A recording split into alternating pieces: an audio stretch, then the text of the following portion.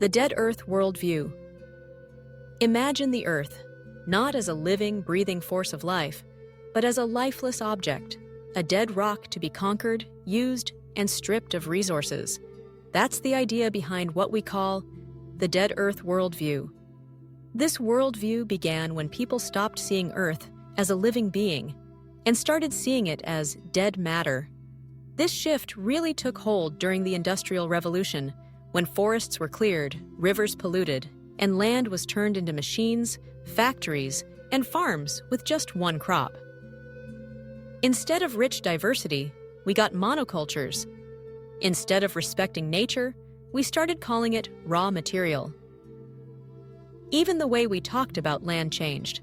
Colonizers described new lands as terra nullius, empty land, ignoring the indigenous people who lived there for generations.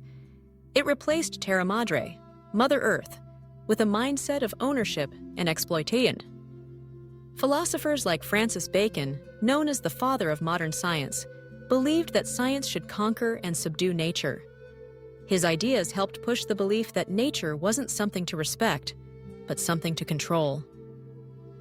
Philosopher Carolyn Merchant said this shift from Earth as a nurturing mother to just dead material helped capitalism grow.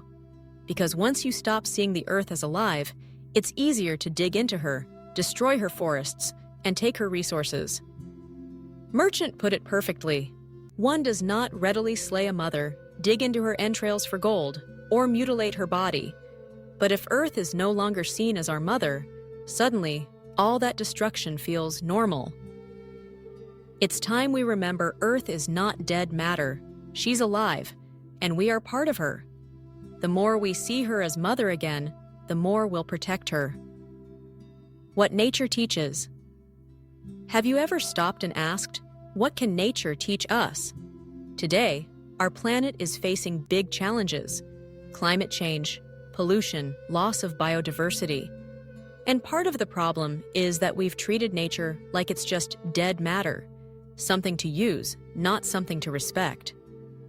But nature is alive, it's intelligent, it works in harmony, and it can teach us how to live better, if we're willing to learn. At a special place in India called Earth University, students learn directly from nature. This university is based on the idea of Earth democracy. What's Earth democracy? It means every species, humans, animals, plants, insects, has a right to exist and thrive.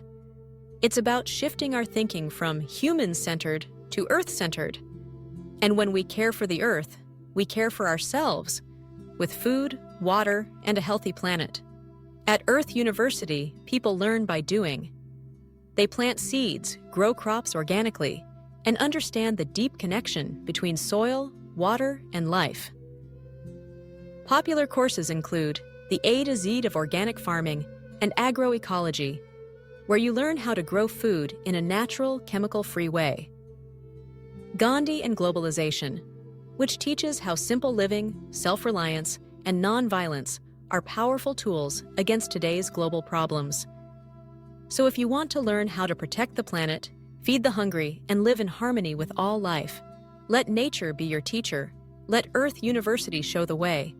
Because when we heal the Earth, we heal ourselves. The poetry of the forest. The forest is not just trees and greenery. It's a living poem, a source of wisdom, beauty, and balance. This is the essence of the poetry of the forest, inspired by the great Indian poet and Nobel laureate, Rabindranath Tagore. Tagore believed that real education doesn't come from walls or textbooks alone. It flows from nature. At Shantiniketan, the school he founded in West Bengal, students learned beneath open skies, surrounded by trees. Why? Because the forest was their classroom and their teacher. In his powerful essay Tapovan, The Forest of Purity, Tagore wrote that India's greatest ideas came not from crowded cities, but from quiet forests. Here, people were in tune with trees, rivers, and the cycles of life. Forests taught us about diversity and unity, how every species lives in balance, no one taking more than they need. This became the root of Indian civilization, and it mirrors the heart of democracy. Unity without diversity leads to control. Diversity without unity leads to chaos, but the forest holds both. It is harmony in motion. To Tagore, the forest wasn't just practical, it was spiritual. It was the source of art, music, freedom, and deep joy. In today's world of consumerism and climate crisis, we must return to the forest, not just physically, but spiritually. Enjoyment comes through renunciation, not greed. Just as no animal in a forest takes more than it needs, we too must learn to live simply, with compassion and cooperation. The forest still speaks of balance, of beauty, of life in harmony.